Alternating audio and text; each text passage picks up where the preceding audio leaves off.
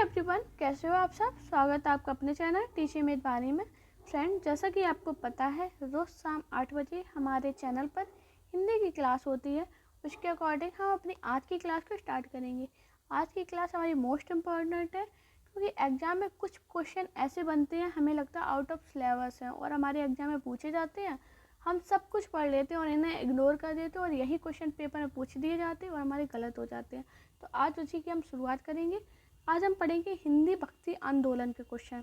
तो सबसे पहले हमारा क्वेश्चन है, भक्ति आंदोलन की शुरुआत कहाँ से हुई। पेपर में पूछा गया था, ये क्वेश्चन आया है पेपर में। भक्ति आंदोलन की शुरुआत कहाँ से हुई थी, तो आपको याद रखना दोस्तों, जो भक्ति आंदोलन की शुरुआत हुई थी वो हुई थी दक्षिण भारत से। हमारा अगला इम्पोर्टेंट क्वेश्चन, अद्वैतवाद का दर्शन किन्होंने दिया। ये पेपर में पूछा गया था और मोस्ट इम्पॉर्टेंट है कि अद्वैतवाद का दर्शन किन्होंने दिया, तो आपको याद रखना शंकराचार्य ने। हमारा अगला क्वेश्चन है, भक्ति आंदोलन के प्रचार का श्रेय किसे जाता है। दोस्तों, ये भी पेपर में पूछा गया क्वेश्चन है कि भक्ति आंदोलन का जो प्रचार है उसका श्रेय किसे जाता है, तो 12 अलवार, 63 नयनार और संतों को। दोस्तों, आपको याद रखना मोस्ट इम्पॉर्टेंट है। अगर आप अपनी नोट्स बनाते हो तो अपनी नोट्स में लिख लेना। बाकी मैं ये PDF है वो मैं अपने टेलीग्राम चैनल पर सेंड कर दूंगी, तो आप टेलीग्राम चैनल को जरूर ज्वाइन कर लीजिए, जिससे सभी PDF आपको मिल जाए और आपको लिखना ना पड़े। लेकिन कुछ लोग होते हैं जिन्हें लिखना पसंद है, कि अपनी नोट्स ही याद होती हैं, तो वो अपने नोट्स ज़रूर रख लें और उसे 1-2 बार रिविज़न मारोगे आपको तैयार हो जाएगा। हमारा अगला क्वेश्चन है, दक्षिण भारत से भक्ति आंदोलन को उत्तर भारत में लाने का श्रेय किसे जाता है। तो दोस्तों, आपको याद रखना, तो दक्षिण भारत से भक्ति आंदोलन को उत्तर भारत में लाने का जो श्रेय जाता है वो जाता है रामानंद को। मोस्ट इम्पोर्टेंट क्वेश्चन है, ये भी पेपर में 2 से 3 बार पेपर में पूछा गया है। हमारा अगला क्वेश्चन है, दक्षिण भारत से भक्ति आंदोलन को उत्तर भारत में किस समय लाया गया। अगर श्रेय पूछा जाए कि दक्षिण भारत से भक्ति आंदोलन को उत्तर भारत में लाने का श्रेय कैसे जाता है, तो वो रामानंद को जाता है। और कौन सी सदी में लाया गया, तो 12वीं सदी में। आपको याद रखना, मोस्ट इम्पॉर्टेंट पॉइंट है। हमारा अगला क्वेश्चन है, रामानुजाचार्य का जन्म कब और कहाँ हुआ था। दोस्तों, ये पेपर में बहुत बार पूछा गया क्वेश्चन है और मोस्ट इम्पोर्टेंट है, तो आपको याद रखना 1017 ईस्वी में पेरम्बूर में हुआ था।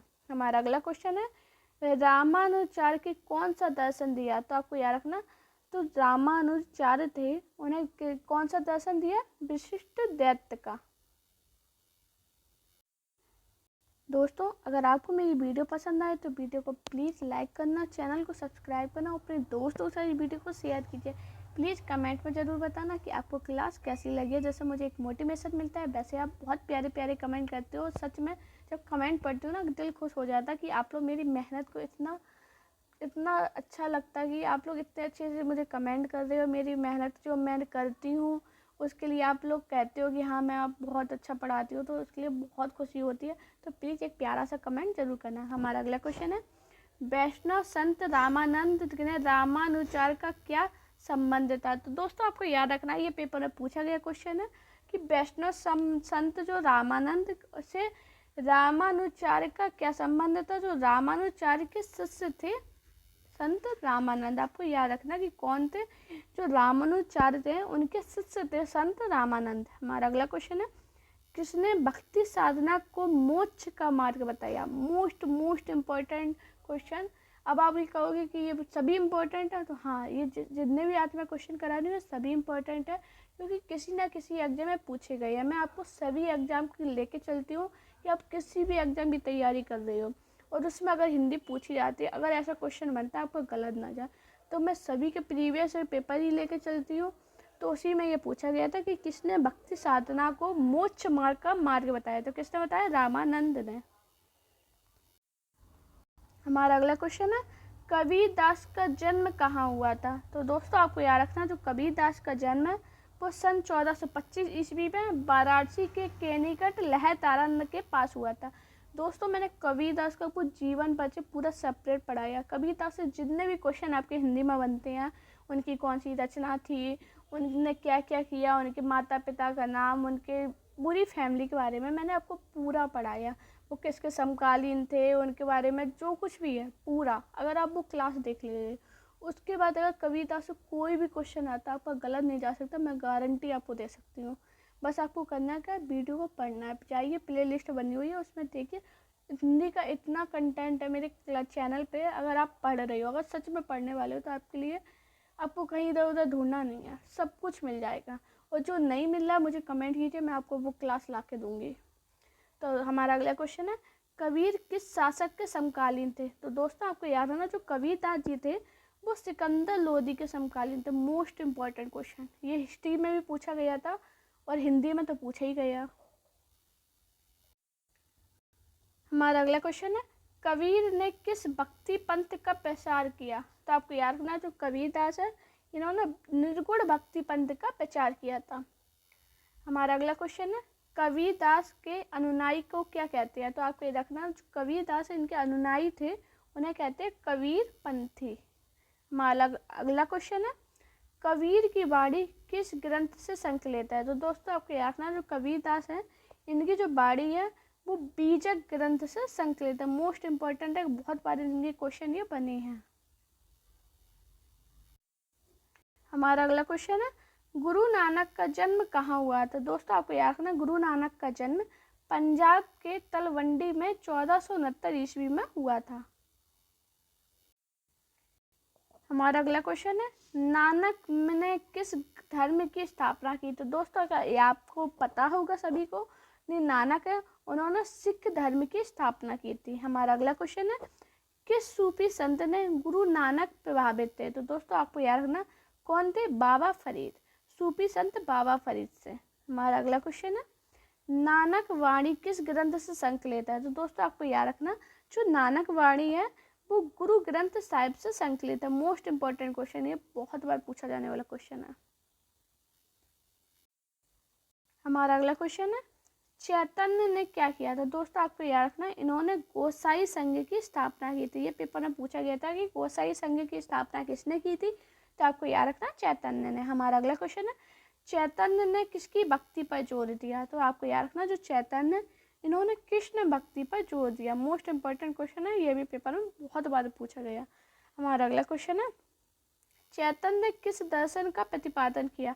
तो चैतन्य इन्होंने अचिंत्य भेदभाव का दर्शन का प्रदर्शन किया। हमारा अगला क्वेश्चन है, चैतन्य का जन्म कब और कहाँ हुआ? तो दोस्तों आपको याद रखना, जो चैतन्य इनका जन्म है वो बंगाल के नदिया जिले में हुआ था। हमारा अगला और इम्पोर्टेंट क्वेश्चन, बल्लवाचार्य को क्या कहा जाता है? तो दोस्तों आपको याद रखना, जो बल्लवाचार्य को, ये भक्ति मार्ग को पुष्टि मार्ग कहा जाता है। बल्लवाचार्य के जो भक्ति मार्ग है उसे पुष्टि मार्ग कहा जाता है। पेपर में बहुत बार पूछा गया पुष्टि मार्ग किसे कहा जाता है? तो वल्लवाचार्य को कहा जाता है। हमारा अगला क्वेश्चन है, तुलसीदास किसके समकालीन थे? तो दोस्तों आपको याद रखना, जो तुलसीदास है ये अकबर के समकालीन थे। हमारा अगला क्वेश्चन है, तुलसीदास का जन्म कहाँ हुआ था? तो आपको याद रखना, बांदा के राजापुर गांव में 1554 में हुआ था। दोस्तों मैंने तुलसीदास का भी आपको सेपरेट जीवन परिचय पढ़ाया, तो आप उसे ज़रूर पढ़िए। उसमें बहुत इंपॉर्टेंट पॉइंट थे जो मैंने उसमें क्लास में डिस्कस किए थे, तो उस क्लास को ज़रूर कीजिए। हमारा अगला क्वेश्चन है, तुलसी ने रामायण की रचना किस भाषा में की? तो दोस्तों आपको याद रखना, जो तुलसीदास है इन्होंने रामायण की रचना अवधी में की थी। हमारा अगला क्वेश्चन है, तुलसी ने रामायण को क्या कहते हैं? तो तुलसीदास की जो रामायण है जिसे हम रामचरितमानस कहते हैं। हमारा अगला क्वेश्चन है, रैदास ने कौन से संप्रदाय की नींव रखी? तो दोस्तों आपको याद रखना, रैदास ने रैदासी संप्रदाय की नींव रखी है। इनके नाम से ही है, आपको याद रखना, ये पेपर में पूछा गया था क्वेश्चन। हमारा अगला क्वेश्चन है, रैदास किसके शिष्य थे? मोस्ट इम्पोर्टेंट, तो आपको याद रखना, जो रैदास है ये रामानंद के शिष्य थे। हमारा अगला क्वेश्चन है, भगवान श्री कृष्ण के किस भक्त ने रैदास को अपना गुरु बनाया था? तो दोस्तों आपको याद रखना, मीराबाई ने। ये पेपर में पूछा गया था कि भगवान श्री कृष्ण के किस भक्त ने रैदास को अपना गुरु बनाया था? तो किसने बनाया था? मीराबाई ने। हमारा अगला क्वेश्चन है, दादू दयाल किस जाति के थे? तो दोस्तों आपको याद रखना, जो दादू दयाल है ये धुनिया जाति के थे। हमारा अगला क्वेश्चन है, दादू दयाल का जन्म कब और कहाँ हुआ था? तो दोस्तों आपको याद रखना, जो दादू दयाल है इनका जन्म 1554 ईस्वी में अहमदाबाद के निकट हुआ था। हमारा अगला क्वेश्चन है, किस मुगल शासक ने दादू दयाल को धार्मिक चर्चा के लिए फतेहपुर सीकरी आमंत्रित किया था? मोस्ट इम्पोर्टेंट पॉइंट कि पेपर में पूछा गया था कि दादू दयाल को किस मुगल शासक ने फतेहपुर सीकरी आमंत्रित किया था, तो आपको याद रखना वो अकबर ने।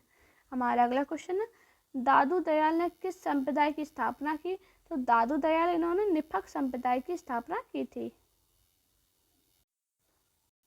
हमारा अगला क्वेश्चन है, महाराष्ट्र में भक्ति आंदोलन का जनक किसे कहा जाता है? तो दोस्तों आपको याद रखना, अगर पेपर महाराष्ट्र से बने कि महाराष्ट्र में भक्ति आंदोलन का जनक किसे कहा जाता है, तो ज्ञानदेव या ज्ञानेश्वर को। हमारा अगला क्वेश्चन है, किसने बरकरी संप्रदाय की स्थापना की? तो किसने की थी? नामदेव ने। मोस्ट इम्पॉर्टेंट है, ये भी 3 से 4 बार पेपर में रिपीट हुआ है। हमारा अगला क्वेश्चन है, किसके आराध्य देव पंढरपुर में बिटोवा या विट्ठल विष्णु रूप थे? तो किसके थे? नामदेव के। हमारा अगला क्वेश्चन है, रामायण पर भावार्थ रामायण नाम की टीका किसने लिखी? तो किसने लिखी थी? एकनाथ ने। ये भी पेपर में बहुत बार पूछा गया कि रामायण पर भावार्थ रामायण नाम की टीका किसने लिखी? तो किसने लिखी? एकनाथ ने। हमारा अगला क्वेश्चन है, किसकी भक्ति कविताओं का अभंग कहा जाता है? मोस्ट इम्पोर्टेंट क्वेश्चन पेपर में पूछा गया कि किसकी भक्ति कविताओं को अभंग कहा जाता है? तो तुकाराम को। हमारा अगला क्वेश्चन है, शिवाजी के आध्यात्मिक गुरु कौन थे? तो दोस्तों आपको याद रखना, जो शिवाजी है इनकी आध्यात्मिक गुरु का नाम था रामदास। दोस्तों ये पेपर में पूछा गया था कि आदि शंकराचार्य इनके स्थापित मठ, उनकी जो पीठ है उस पर उसका स्थान क्या है? तो आपको याद रखना, सबसे पहले पूछा गया था ज्योतिष पीठ, तो ये कहाँ है? बद्रीनाथ।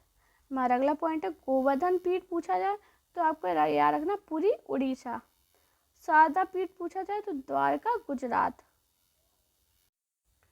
और पूछा जाए श्रृंगेरी पीठ तो कहाँ है? मैसूर कर्नाटक।